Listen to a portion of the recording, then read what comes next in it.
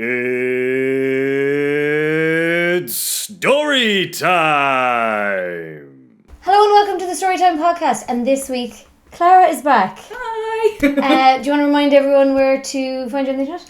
If you type in clarification into YouTube, it'll come up. Or that, or Twitter and Instagram. It's lucky enough to get that name. So if you don't remember or you didn't watch when Clara was on first, Clara, you told us you've been on Storytime before. Do you want to quickly remind people what your first Storytime episode was about? So my first one was about my kidney disease and the diagnosis process and kind of dealing with final stage kidney failure, essentially, and the changes to your life and how that impacts it. Yeah, and I've had a lot of comments on that episode asking like how you've gotten on since, because it was just before, I think your dad had just found out that he was a match. Yeah. And you were gearing up for hopefully a transplant. Yeah. So you've had that now. I've had that now. And so you're here to update us on what that was like and how you're now and what the difference is. Yeah. Yeah. So essentially we recorded and it was going up, I think, the week before, and I think I literally recorded with you the week before, and Yeah. I think it might have actually gone up the week of your transplant. Yeah, I think it was on the Wednesday and I had my operation on the Tuesday. So that's mad in itself. Yeah, that is it. What was it now? I went back to work, my first day back to work after getting my dialysis tube put in, and went back to work on the Monday. And then because it was just a difficult day, and it was, kind of starting back work after an operation, you're zapped. So I didn't go into work the following day and had appointments and stuff like that. So I wasn't going in. So was getting ready, and Dad rang me, and I knew that something was a bit up with him. He sounded really, really odd. It's not out of the ordinary Dad would ring me, but he just sounded really different on the phone. And he was just like, "Hi, you alright? Yeah, no, I'm fine. That's great. Yeah, that's fine. Listen," and then he goes on to tell me that they've rang him, that they have a spot in a week's time for a transplant, because we had envisioned that we'd actually have the transplant in January of 2018, and so Dad had already turned down one because it just didn't suit, and yes, an extra slot turned up, and Dad was like, "Yeah, I'll go for it." And we had a week then to prepare. And that week, I have to say, was the strangest week, because you're just waiting for this kind of really good thing but really scary thing at the same time. And you're kind of like, okay, I have so much to do. We had to, myself and Dad had to have one last blood test done to make sure that we were a match. But the bowman were like, "Yeah, no, it's just a formality more so than anything else. You are a really good match, so it won't have changed in between that." And that was on the Wednesday. And so all was a go then. We found out on the Thursday, 100% this is happening next Tuesday. So, yourself, you're trying to get your bag ready for the hospital, trying to get, everything in order, get the house, because my mum and Dad were going to stay in my house after the operation, so we had to get the room fixed up for them and different things like that. But because I'd spread myself so thin, I ended up not doing any of it. So I had to be kind of like, "Ma'am, prepare yourself now for the house when you get in." She's like, "Yeah, I haven't cleaned it." Yeah, I haven't cleaned it. I love that that's what you're worried about. You're like, "Haven't cleaned the house." Yeah, because I could just... being after an operation, you're obviously not going to be doing much, and I was just like, "Oh no, I'm just gonna have to watch my mum clean the house now," and that's even worse. It's so bad. But yeah, so that kind of week kind of flew, and kind of telling everyone was really, really shocked, because it was so unexpected. So I'd say Dad got the phone call, we're going ahead with the kidney transplant. Like, "Oh my God, that's amazing, that is great." And they're like, "Next week, next Tuesday." And they were like, "What? Next Tuesday?" They didn't have time to prepare for it either. They were just like, "I'm not prepared, I'm not ready for this." And I was like, "Oh, neither am I." But we, anyway, it was grand. So in between all of that, I still had to do dialysis. Everything was fine up until that point. So went in on, normally with kidney transplants anyway, in Beaumont, all the operations are actually done on a Monday.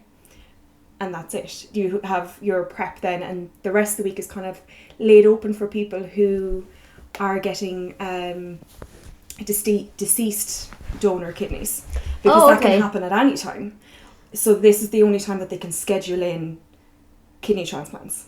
Okay. Yeah. So you can get deceased donor kidneys. Oh, then? 100%, yeah. It's just 100%. longer, is it? Yeah, so if you get a transplanted kidney from a living donor, it'll last Oh, actually, 20 sorry, you did years. explain this, but yeah, it's actually good. You did the first time. It's good to say it again for people like me who forgot. Oh no, you're good. It will last longer than a deceased kidney because of just the. I don't actually know. I just science. Science. It's great, but yeah, exactly.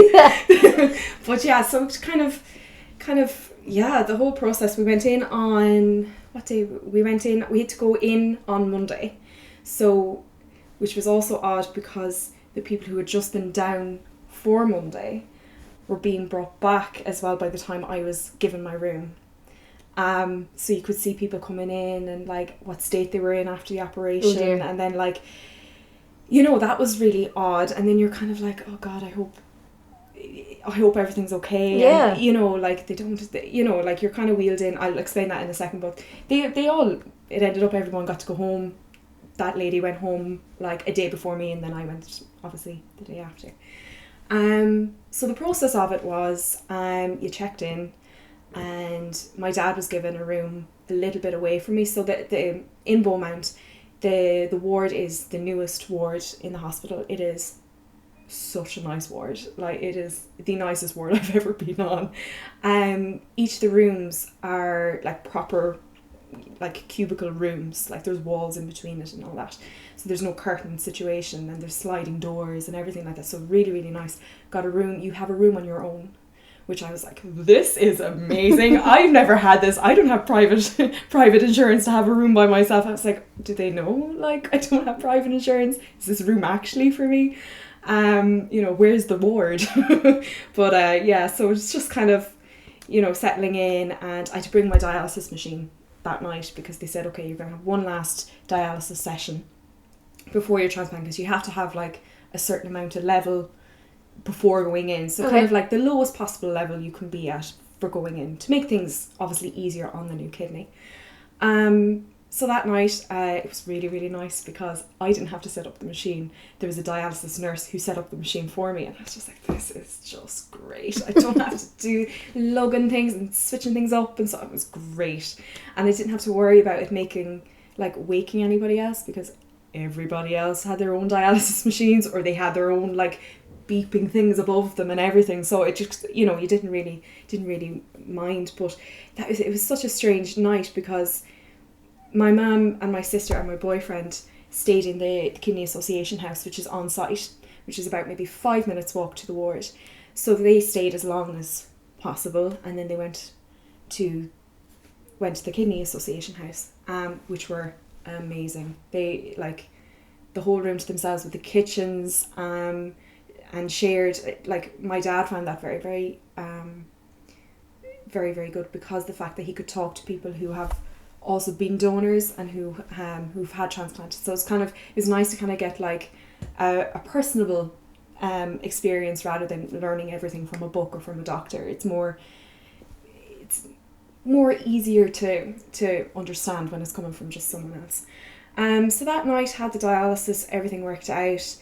Dad was going to be brought down first, obviously, and he was being brought down at 8 o'clock in the morning.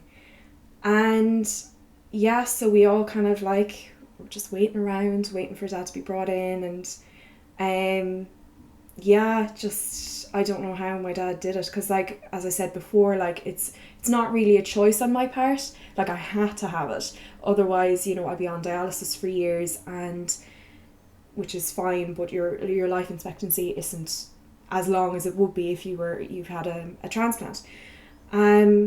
So Dad who chose this surgery was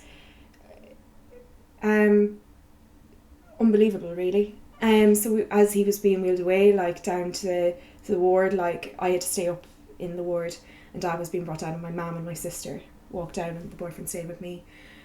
And it really really hit you then that this is actually happening, because there's no going back now. Yeah. You can't pull out now when Dad's kidney is being taken out, and got a little upset, as you do, like, because it was just such a heightened emotional time. Like, everyone was just on edge with it completely. So anyway, we had about a 4-hour wait before I could be brought down. Wow. Oof. Okay. Yeah, so we watched Jeremy Kyle. Well, all those TV morning show. shows. Oh God, none of us watched them, but they were on. Like, do you know what I mean? Just sort of looking at them. Just looking at them and just maybe throwing the odd comment now and again, being like, "Oh, would you look at that one?" and stuff like that. But it was kind of, we weren't in the room. We were down with Dad. Yeah. Do you know what I mean? Yeah. In our minds. Yeah, that's one thing actually. Like, obviously it was nerve-wracking for you and your dad who were going into surgery, but like, how was your mum? Like, because it's her daughter and her husband. Yeah. Both were in surgery. Like, was she really? That was nervous, very. or? She definitely double so, because she felt like, God, how am I going to divide my time up between looking after my husband and looking after my daughter? And Oh yeah, I didn't even think of that. Actually. yeah, just, you know, like, how am I going to, you know, you can't split yourself in two, and like, how do I keep them both company? Because we actually weren't, like, the rooms that we weren't beside each other. They tend to kind of put the donor and the recipient like a little bit further away, because you have to walk to each other, which is another thing which I will go into later. Oh, but no way. yeah, they have to get you up and moving and stuff. So if you have to walk to your family member, then you're more likely to, you know. But yeah, so we kind of so just before my transplant, they will give you, they warn me that it could be a second's notice, and that you that this could happen, that they'll get the call and that'll be it. They have to give you a huge amount of anti-rejection cocktail of medicines and steroids, like a huge amount of it, to completely suppress your immune system, to make sure that your body will accept the kidney and that there'll be no chance of it rejecting the minute it's put in, or left in, I should say. And yeah, so we were waiting around, and then they're like, "Okay, Clara, now you'll be sent down now in a little while, so we'll get you going with your medication." So at that point, again, it's the second wave of like, "Oh God, this is happening." And everyone was like, you know, getting gear. You can see everyone gearing themselves up, including myself. So they put in the medication, and that lasted for however long, and thankfully they said that there's cases that they're literally like running beside you, holding the bag of medication, making sure it's all gone in before you're brought in, and you're just wheeled straight in. Because you have no time. Yeah. You have no time, like, it just has to be done. Yeah, so I was brought down, and everyone walked down as far as they could. And just a very emotional time for my mum and my sister and my boyfriend. It just, there was sporadic tears now and again. Do you know what I mean? It's just like, just such a pressure that it's just so difficult for them. Like, it's grand for me, I'm asleep, like, do you know, like, they're awake thinking about it. Yeah, so it was brought to the door, brought in, and you have to wait a little while. So they have like a little kind of, they just kind of put your bed in, and you're kind of just waiting. They're, you know, asking your name and your date of birth, and you're making sure you're the correct person, that you're getting the kidney for. Don't want that kidney going to someone else. I was very happy about that, because imagine, that'd be dreadful for everybody. Yeah, involved. I remember when I was going into surgery for my broken wrist, the nurse wrote like this one, or like something big, something big on, I can't even remember what it was. It was something funny like that on my arm, or a big arrow. That's what it was. It was a big arrow, and she was pointing from, I think it was from here to the wrist. That was it, big yellow arrow, and she was like, "That's just so they do the right one." Like obviously that was a joke, but I was like, why the fuck do they need like a giant arrow? Like, how could they do the wrong one by accident? Has this happened? But like, it definitely has happened before. Yeah. But it's like, you're kind of like, it definitely has, if they're doing this precaution. Like, that poor person, like, ow, my arm is still sore. Oh my God. Why is my right hand in a cast? Now I'm both in casts. So then you went in. Well, even before I went in, there was another, like, I was in the same theatre as my dad, so they had to kind of wheel him out before they wheeled me in. And so I was still waiting. This was maybe about 1:45 maybe now, by the time I was sitting around. And, you know, you're so tense, and there's a woman came over to me, and she was chatting away to me. And then I suddenly realised that this was my dad's surgeon. And it didn't click straight away, because you're not with it. you're really kind of just, you're very focused, so you're not kind of like thinking about what else is going around. And I realised that this was Dr. Little, and which was Daddy's surgeon, and I had a different surgeon. Oh. Yeah, two different surgeons. It's because the whole process is dealt with so separately, because of, in case I'm paying Dad for the kidney and things like that, so they have different things. It happens, yeah. In order to be approved for a kidney to be a donor, you have to make sure that you're doing it for the right reasons. So they check out and see, are you paying this person for the new kidney? Wow. Yeah. But what would a different surgeon have to do with that? I don't know. They just like to keep everything really, really separate. Really separate. Okay. Just free everything. And I suppose after like 4 hours. Yeah, well, surgery, I actually kind of was surprised to hear you even in the same surgery, but of course that makes more sense because it's in there. Yeah. Waiting for you. Yeah. So you were talking to your dad's surgeon. Sorry. So I was talking to my dad's surgeon, and she said that, like, because again you were so worried about the other person, and I was kind of like, I'm not going to know until I come out and see if is he all right. So Dr. Little literally said, like, he is totally fine. There was no bleeding, or he barely bled at all, and like, considering it's a vital organ, and it does have like arteries going through it, and the fact that probably like put you a bit at ease as well, totally. Like going in, because like obviously your parents are a lot older than you, and like you'd be worried how they'd go through any type of surgery. Yeah, so absolutely. And that's really nice of her. Absolutely. And like, Daddy's never had surgery. Like, he's never been in hospital. Oh my God. He's never stayed in hospital. He's been very lucky. In his adult life, he did when he was very, very small, but he doesn't remember it. But this was his first stint in hospital. So it was, like, even the whole process of a hospital, I'm very used to it. Well, it's a whole new experience for my dad. But it was brought in, and the person at the anaesthesia was chatting away to me and gave it to me, and that's it. Don't remember anything after that. So then I came back at 5 or 6 o'clock, which is a very long day for everyone else waiting. Yeah. Very, very long day. Yeah, Jesus. So as I'm having the surgery, Dad is being wheeled up, and he's brought up, and what you're given is like a little morphine pump, and you administer it yourself.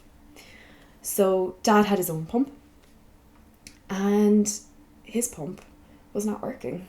So Dad had no pain relief for quite a while.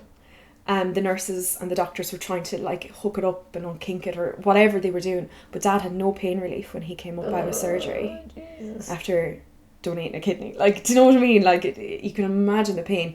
Mum was, I remember Mum saying, like, I genuinely thought he was going to have a heart attack because he was sweating, and like still being out of it as well. Like, it was not an ideal situation, and I only found that out like maybe 3 days later because they didn't want to worry you. Yeah, but absolutely. Jesus, that's rough times. So my dad is like very, very tough. He's like, tough. I'm not giving you another one. That's it. No, I'm done. I'm done now. You can have nothing else.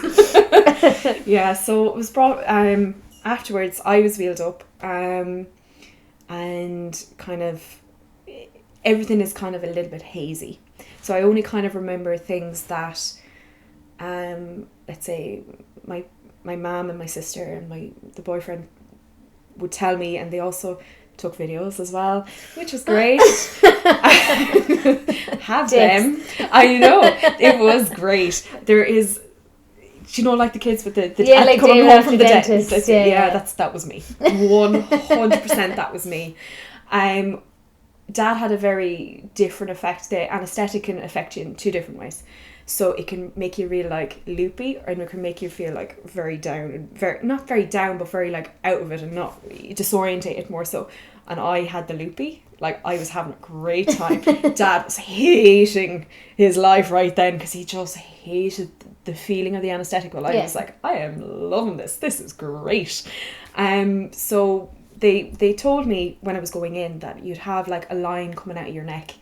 So you'd have like 3 little lines coming out, and they were just essentially to take bloods easier because your arms would be like a pin cushion at the end of it. So they have it just easy access here, and you don't have to. They put that in like when I was asleep, thankfully, because I really thought they were going to put it in. Just the feeling, just the thoughts of it that happening. I was I'd rather just be out of it, work away. That's fine. Yeah. So they kept warning you, you know, like, you have this in your neck, you know, like, don't freak out and pull it out, basically. So I had that in my neck, and I was all hooked up and everything like that. And like, a vague recollection of talking to people, but not much. So essentially, what you said, yeah. I could have said anything. I could have said anything. Do you know what my dad said to my mum? No. Actually, he's gonna kill me for saying this, but it's just so good. He anyway came round, and the first thing he said to my mum, you're thinking, it's gonna be heartwarming. Yeah, it's that's gonna be what really I'm thinking. nice. He was like, you could do it a colour in your hair. Amazing. And Mum was like, And she was like, can't get angry. Can't get angry. It was so bad. Like, for context, he's a hairdresser, so he does Mum's hair. Okay, actually that makes much more sense now. Yeah, I like, just thought he was being rude for no reason. No, Dad. And I was like, normally men don't notice hair, so it must have been really bad. No, Dad was just very like, Dad is a hairdresser, Okay, so he that's does fair enough. Mum's hair. So he's like, you could do it a colour. So that's fair enough. That's actually fair enough, to be honest. But Mum was like, you know, beforehand, if you kind of like, do I need my hair done? No, you're grand. Yeah, You're fine. you're grand. And then the first thing he says, like, on truth serum. Gets you real can do honest, it. yeah. Yeah, I was like, you're lucky you're in. Now we know how the morphine drip's not working. No, I'm joking. No, Mum didn't do that. Disclaimer, Mum didn't do that. Yeah. But, she didn't cut the morphine drip, I swear. Say it again. But so what I was saying was I was just joking and just like waving my arms and like gesturing wildly and having a great old time. I said at one point that I could see Amanda, my sister, like filming me on her phone, and I noticed it and I was like, hello, hi, why are you doing that? I was like, could you get me from a different angle? That is like a terrible angle. And I was like, the things yeah. I didn't. I was just more like, that's just a terrible angle because of YouTube. You're kind of like, you know your angles. And I was like, that is not one of them. And I was like, I need to be taken from very high up and very far away. And that was one. And then I had a really nice moment with everybody, and that was also taken. And it was just kind of like, you know, you don't need to worry, I'm okay now. And I was just like, one of those times where you're just glad it was taken. Do you know, like glad you did a video of it. Glad the video of it, because yeah. I wouldn't have remembered it. It was a really, really nice moment I had with Phil and my family, like, because it was specifically at Phil, really, and then at everybody, because I could see him because he was right beside me. Yeah. Everyone else was kind of around. And is that up on your channel, or is that just your Not own yet. personal video? Yeah, I'm going to put it up, but it's more so I haven't been ready to actually talk about any of this. No, that's fair enough. Do you know what I mean? It's been too... I think you've done too one soon. video of it one video about it already, have you? Or was that before that was before the my actual transplant, so it was kind of like things I was looking forward to once I got my transplant, and I had ticked off every box. It was great. It was mainly food. Oh yeah, because you were on a really strict diet. Oh yeah, for such a long time, so that's not something you have to do anymore. No, I don't have to do that. The only thing I can't have is grapefruit, and I'm just crying over the fact I can't have grapefruit. Yeah, I'm sure you'll be okay. I can cope without my grapefruit. Like, but do you like grapefruit? I don't know. I'm so sarcastic. Yeah, so I'm like, I'd be like, that's fine. It's like, oh no, can't have grapefruit. Yeah, but I can have dairy, and I can have an unlimited amount. Oh my god, you're back on the cheese then. Yeah, hardcore. Yeah, hardcore back on it. Yes. So what's it been like? So first of all, I guess, how long were you in hospital for? I was in for just over a week, and so kind of the first day you're out of it, so they don't have you moved. But the second day you were up and walking. And they get you walking around. They get you walking around. And then was that the first day you got to see your dad? They got you to walk into him, was it? Yeah, we got to walk in. I was walking in. Dad was still really out of the medication. He was not happy. He kind of was awake, but he has one eye open. We call it his Christmas morning face. Okay. Do you know, like, you have to get up really early and you're kind of still asleep. That was Dad's face. So I was the one obviously walking towards him, because I thought I was feeling better. It was actually the medication making me feel great. It wasn't the kidney completely kicking in, if you get me. Yeah. So going in and seeing Dad was a really lovely moment, really. Got to hold hands, because both of us were just still very loopy and wrecked. And so we only stayed for a little while, and then I toddled back very, very, very, very slowly back to my room. And kind of, they encourage you to kind of get up and walk. And it's kind of, it seems to be with any surgery in general, as far as whether it's appendicitis or something else, they're always like, get up and walk. Get up and get moving and get the blood flowing, I'd say. Yeah, absolutely. And out of curiosity, did you have to do any dialysis then in the first couple of days? No, it's just I was so lucky. Cold turkey. The kidney kicked in pretty much straight away. So I didn't have what's called a sleepy kidney. It just like worked straight away. So a sleepy kidney is where sometimes it would take a while to get going. It hasn't got used to its new surroundings yet, so it's not working as well as it should be. So at that point, you're kind of given dialysis to kind of like keep down the levels. Give it a kick. Yeah, exactly, and kind of give it a moment to kind of like get into it really, and make sure that the toxins in your body don't get too high either. That could poison the kid. Do you know, like there's loads of different things. Yeah. But thankfully I didn't have to have that. And also at the same time they took out my dialysis tube.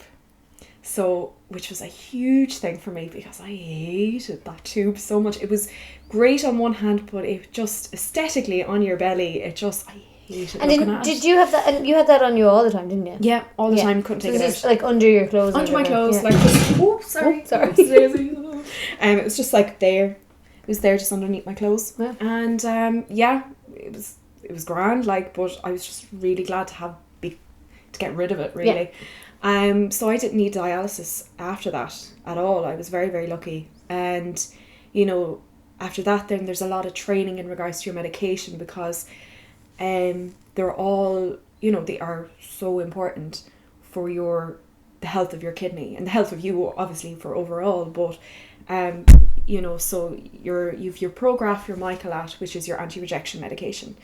Your Prograf tends to fluctuate, especially in the first month or two.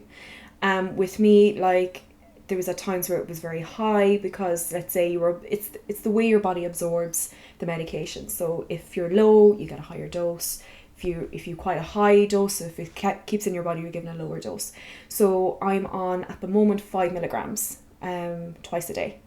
And then So is it a high or a low dose? That's kind of middle of the road, really. Okay. It's kind of middle of the road. But it's handy because the 5 milligram comes in like one tablet. Oh yeah. Okay. So it's so much handier than like having a 4 or a 6 or even like so it's easier to take rather than having a handful of medication. Yep. Still have a handful, but it's not massive. But and then you have, let's say, your steroid. You have one steroid. At one point I was on it for 6. Your steroid kind of keeps down the inflammation and makes sure that everything is healing. And are these all medications or will you have to take medication for the rest of your life? 100%. Yeah. Oh yeah. Okay. 100%. Maybe not all of them, but in some concoction. Yeah. Some cocktail of them. Yeah, oh absolutely. Go forward. Yeah. So the Prograf and the Michaelat 100% will be taking them for the rest of my life. And the steroid, I'm pretty sure as well. And the steroid, yeah. And then the rest one's an antibiotic. One is a kind of one for your tummy because obviously the medication would wreck might make you your sick, stomach. Yeah. And then folic acid and vitamin D. And I was just like, you're thinking vitamin D, why are you still on vitamins? Like you should be able to absorb. Well, with Michaelat, it's a Michaelat or Prograf. Anyway, the combination of the two, you have a higher risk. It's kind of a trade-off. You have a higher risk of skin cancer with it. Oh, yeah, you have a higher risk of like skin cancer and developing diabetes and Jesus. So you need to be careful. You have to really possibly on your diet, but you definitely need to be careful on the sun and put sun cream on. Yeah, 100%. I wear sun cream every day now. Every single day. Wow, that's just something I just never would have put together with that. They just don't seem the same. I get how you're making I get it's the medication or whatever, but it just never would have occurred to me that the medication for something like that could make you more susceptible to something totally different. Yeah, do you know what I mean? absolutely, yeah. It's, it's just, I suppose, as I said, like it's a trade-off. It's either like, be on dialysis for the rest of your life, or, have a higher risk of, you're overall very healthy, but you do have a higher risk of developing diabetes and skin cancer. So, but there's ways and means of like Of avoiding them. Yeah, you Do you know just what have I to be mean? more careful. Yeah, exactly. Like the sun cream, I'm putting that on every day. Doesn't matter whether it's like I go to work and it's dark. I put it on, and you feel like such an idiot putting on sun cream in the dark. No. But like you need to. Yeah, you need to. Yeah, Because definitely. And sure, you should get foundation with it in your foundation. oh as well, yeah. I don't know why. I don't trust it. Oh, it's not enough. I Yeah, you don't want to make sure trust you it. put I'm actual. just like, it's yeah, fine. so like actually, I totally agree with you. yeah, it's more just like there's certain things. It'll only protect you against like UVA, and you want to have a full spectrum cover. Yeah. You'll have a No, sun that makes cream, sense, so yeah. so it's just kind of having that. Yeah, so that's kind of the trade off in regards to that. But like, if I can avoid them at all cost, I will. Yeah. Um, So has it been like smooth sailing since the operation, or? no, it's been very up and down. A lot. It's the same with any So actually, recovery. sorry, how long ago was the operation? I guess. That was on the 19th of September, exactly to the year that I got diagnosed. Wow. Exactly God, to the that's year. mad. Yeah, so the whole And process. also, that's 3 months ago. Jeez, I didn't realise it was that long ago. Yeah. Yeah, pretty much. Yeah, Wow. it's about it's September, October, November, December. 5 months.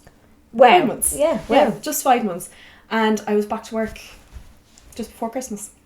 Oh wow. Yeah, I was back to work just before Christmas. Technically, I was not supposed to, but money-wise, you kind of have Yeah, to. sure. You know, Listen, yeah. you kind of have to do these live. things, as we went in with the other podcast. You know, like you just need to. Life goes on. Yeah. Exactly. Yeah, so the process afterwards, Beaumont, there's a fund there that you can avail of monies for taxis, because when you're given a huge amount of anti-rejection, and your immune system is really, really low, so you will pick up everything. Like, so they kind of try and steer you away from going on public transport. Fair. And staying away from, and they're very clear about like, don't have young children. You probably around can't drive, can you? No, definitely not. You can't drive until like 6 weeks, really, around 6 weeks. Yes, no, that makes sense. I still have not, so I'm learning. Oh yeah. So, well, then just haven't got yourself. back I into it. presume your dad drives. So Oh yeah, he does. Yeah. Yeah. So he was raring to go, but although he did love like mum. Driving around the place. Yeah, he was like, "Oh, this is great!" Like the second he was given the all clear, he was driving home Yeah, from she's like, Beaumont. "Here's your keys." There you go. I'm done my job. That's it. Don't have to do that again. But yeah, so they kind of like, you're in maybe 3 times a week at the beginning, back to Beaumont once you're out, but you don't really care because you get to go home. Because you can get really sick of the hospital. Oh yeah. You can get really, really sick of it very, very quickly. Especially because you're feeling so much better that you're like, I can just leave right now. Walking out with all your stuff. But they actually, in between that, before even I left the hospital, it was morphine. Morphine was what was making me feel great. So when they took you off the morphine, you had like a little bit of a drop. And I got very like, because I was on a lot of steroids as well, and they can affect your emotions. You can either side, so you can be really, really happy or really, really sad. And I was very, very sad, and I was like, I felt guilty because then you were feeling sad because this should be a really happy, like, exciting time, but you're really down and you don't know why, and then you're just getting into a little bit of a spiral, and then it was just, you're crying, and I was talking to the nurse, and like, oh my god, the nurses in there are unbelievable. They're amazing. Oh, they are amazing in Beaumont. Like they should be paid as therapists as well, like, to be fair, because the amount of stuff I had to ask them, being like, I feel like this, and they're just like, that's okay, it's just the steroids. And I was like, okay. And you feel instantly better because they're just like, it's not you, it's the medication. You're not feeling sorry for yourself. Yeah. It's not, yeah, exactly, because you can get really like, oh no, know, like, in and then you're probably feeling guilty, like, because you're like, well, why am I sad? Because I've had this good thing happen that I was looking for ages, and it's all going to be up from here. Why am I feeling bad? And then you probably feel a bit guilty. Yeah. Oh, it's just like a cycle. But it's not your fault. It's drugs. It was the drugs, which makes you feel so much better about it, because you're like, it's not me. This is not my emotions. This is the drugs talking. Yeah. But so kind of they were very good in regards to kind of like, explaining everything, because your medication, you have to be on top of your medication at all times, because you can't actually trust other people to make sure that you are getting the right dose, you have to know yourself. No, makes sense, yeah. Because it's important. So by the end of that, you know, I was trained a couple of times over the names and like how much are you taking and all that. Then with the outpatient, that was grand. Like, you know, it was just kind of seeing your doctor, kind of seeing how you are, and you had like a little stint as well still in connecting your, I think it's your, what is it, your urethra to your bladder? I don't know. It was an extra tube anyway, some way, shape or form. But it was in and around your bladder. I don't know. I don't know why they had that in there. Because I thought when they said you have a stint, I thought it was connecting my new kidney to my bladder. Okay. But they were like, oh no, you won't, we'll just do it when you're awake. And I was like, you're doing what? When I'm awake? What, like, how is that going to work? And they were like, oh no, we'll go up and get it. I was like, where are you going up to get this? And I was like, is it the inside? Is it the outside? I don't know where this is. And at that point, you're kind of like, the kidney is in, that's the most important, we'll deal with that later. The stint anyway, like, you had to come back to hospital to go and get that out, like, maybe a month or so afterwards, and you're just awake and they just like bloop, out of you, and it's grand. It was connecting just the bladder to that and it was fine.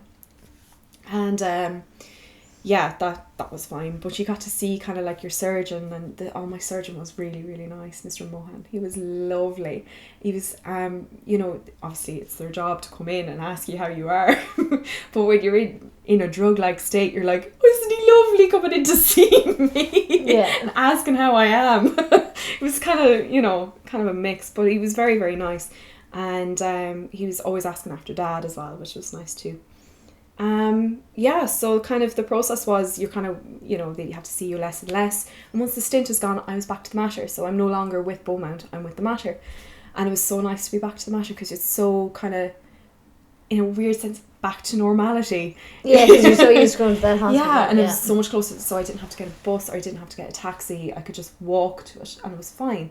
And you're, well, obviously, yeah, now, but like, even then you're happy you were able to walk around the place. Oh, yeah, cool. It was grand. Yeah. Now, you know... Because weren't you saying the first time it was tough to exercise when you were on dialysis? Yeah, it was just kind of, you couldn't lift things and kind of, there was at times where, I know this sounds really gross, but you would be a bit constipated and stuff, and like at that point you're kind of like, I don't want to move, I feel really horrible. Yeah. And it doesn't really make you want to go out and exercise, most certainly not, but anyway, with this, they were always like, you know, get out and have a walk, so we were real sad looking, like myself and Dad just going out for a little walk, like both of us like walking at the same slow pace and then walking back. It was very doty. I'd say the whole thing has been like a real bonding experience because not definitely. only has he gone and given you a kidney, like, but you're now walking together and like you spend loads of time, I presume, together. Oh, we did. I presume he was off work for the same amount or a similar amount that you were.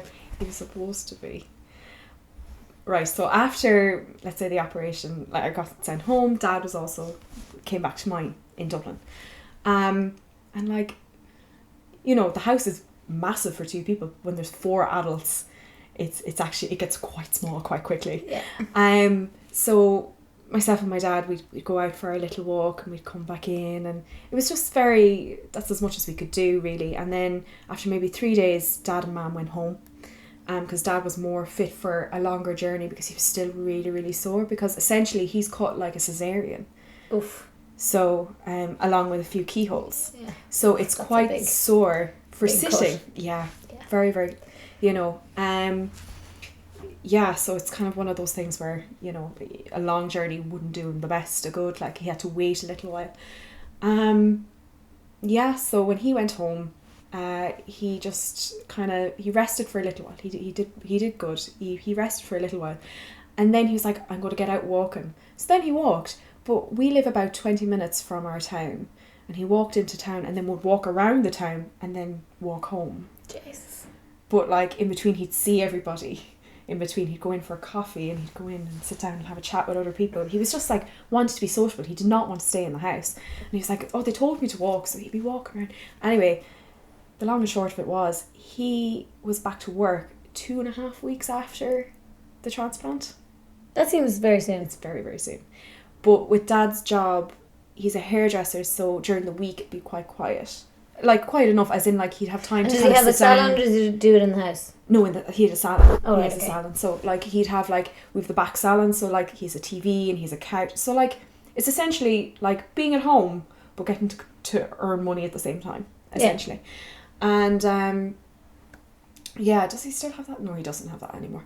But no, he's just the couch and stuff to kind of like have his time or whatever. But yeah, so yeah, 2.5 weeks we kind of were like, oh, that is really soon. And I was kind of getting annoyed about it that he was going back so soon. But kind of when it was kind of put to me that, you know, this is more so for his mental health more than his physical health. Dad has never had, that's the longest Dad has ever taken time off work, ever, was 2.5 weeks.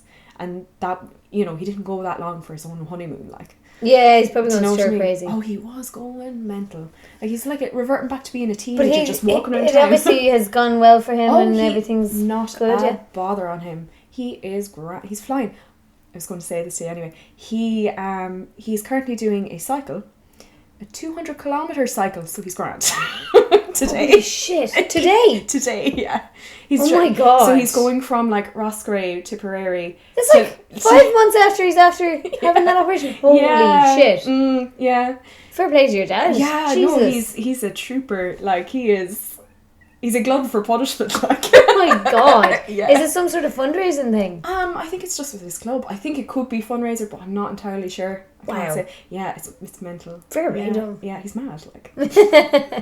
So he's obviously doing really well since the thing. Very, very and well. You look great, and thank your you. new hair colour is fabulous, thank and your you. new haircut as well. Did you actually, the question, did your dad do your hair? No. Oops. Don't talk about the war. I thought you were going to say yes. No, he hasn't. There was a timer. I was like, I want So to you're go like, I'll bland. take your kidney, but you're not doing my hair. No. That ship sailed a long time ago, I'm afraid. Although I'm just kind of like, Dad, will you cut? And he's like, he'd be like, oh no, like he'd be going into somebody else, like I couldn't be tampering with other people's work, that kind of thing. But I'm like, no, please, I don't want to pay €60. Please just cut my hair. Yeah, so, but yeah, no, we're both doing really well. Like, there's been a few bumps with me in regards to, like, I was back in hospital with a fever, so that was kind of scary, because that you always think like, oh God, I'm rejecting, because that is one of the signs of it.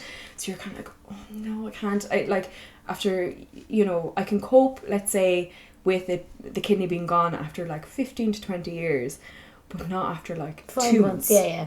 2 months is like, that's when that kind of happened. And then recently I had my levels were really steady. So my creatinine, do you know the way I said in the last podcast, I was at 500 my creatinine level. So my creatinine level is kind of like shows the function of your kidney, basically. So if it's very, very high, your kidney is not working. Mine was 123 when I left the hospital. Okay. From 500 to 123. So what is a good level for it to be at? 123, like that is savage. Okay. Like, it is like Dad's kidney was very healthy. Yeah. 123 was amazing.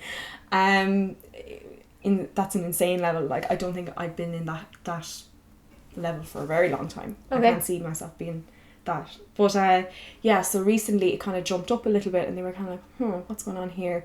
So they're kind of seeing whether there's a couple of things that could happen, that you could have a minor rejection episode, or you could have prograf build up in your kidney, which means that the prograf actually if you get the wrong dose, it can poison your kidney, and it can be gone then after that. So they have to be really careful. Like, it's a complete balancing act with your medication all the time.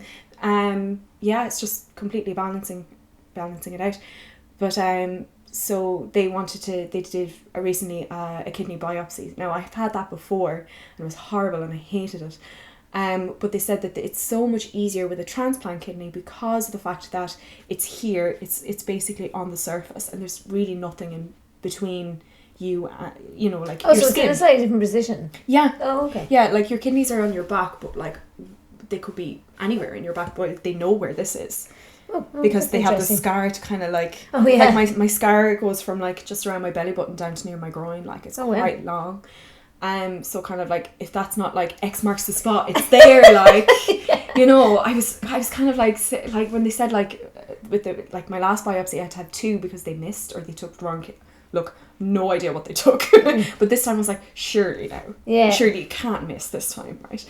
So anyway, so far I think everything's fine. Like they've said like the sample is fine and it's grand. And they said like there's no sign of rejection and there's no sign of. So you don't know what it was, but you know that you're probably grand. Yeah, they said like it's just they said like your kidney just like has recently had antibiotics and stuff like that for a kidney infection, so it's just the kidney kind of healing. Oh, you had a kidney infection as well. Oh Jesus. yeah, because they have with the stint, they're obviously taking it out, and it can kind of like upset things. Yeah. So it can kind of create infections and stuff like that. So it's kind of, and I was prone to them anyway before my transplant, so I was kind of like, you're kind of prone. And actually, sorry, question, because I was just in my head there thinking like, I was mad you got a kidney infection the minute you got a new kidney, and then I was like thinking, actually, when did you get your kidney taken out? People have two, don't they? So yeah, did you ever get the two that weren't working taken out? No, I have 3 kidneys. You have 3 kidneys? I have 3 kidneys, yeah. Oh my god. If they were all working, it'd be savage, like. You'd be doing it for 100 kilometers. I'd be like, my god, watch me out. But I have 3 kidneys. That'll be my fun fact for the rest of my life. Guess how many kidneys I have. That's really interesting. Yeah. I just assumed. Yeah, I always thought so too until I read it somewhere. It was kind of like, unless it's a risk of infection, being infected, that they'll just leave them in. Another random question. So when you had your kidney infection, which kidney was infected? Your active kidney? I presume it was my active one. I was thinking there as well. That's like, so interesting. Yeah. I don't know, I have no idea how they did the operation. In a sense, I have some idea, but like I'm kind of like, well, the kidneys are still there, but what are they connected to?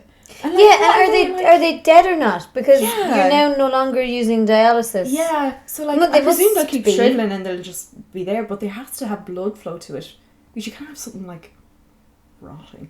Couldn't be just sitting in. Yeah, they must be still. They must be still connected to something. Maybe they're like both working away, but because their function is so limited, like they're only supplementing the actual proper kidney that's doing 90% of the work for you. Yeah, but I think. Because that is really interesting, because I was like, I just assumed for some reason that they would take out the ones that weren't working. I thought so too, but no, they keep them in.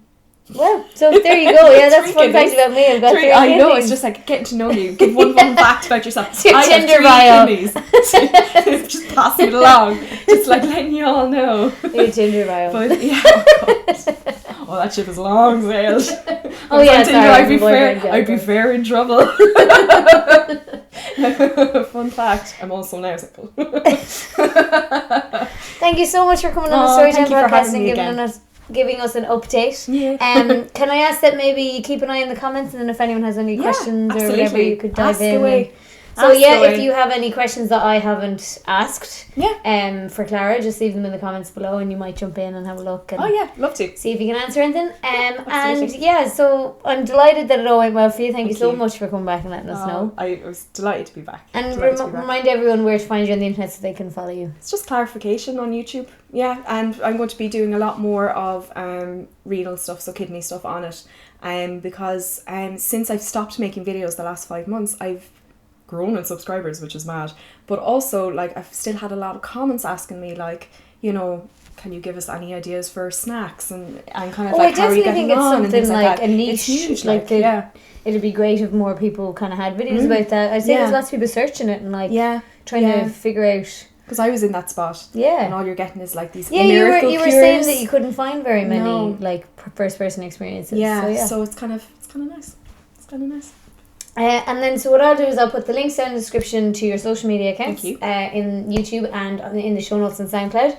Thank you very much for watching again this week, and the Storytime podcast is on YouTube, SoundCloud, and support us on Patreon if you feel like it.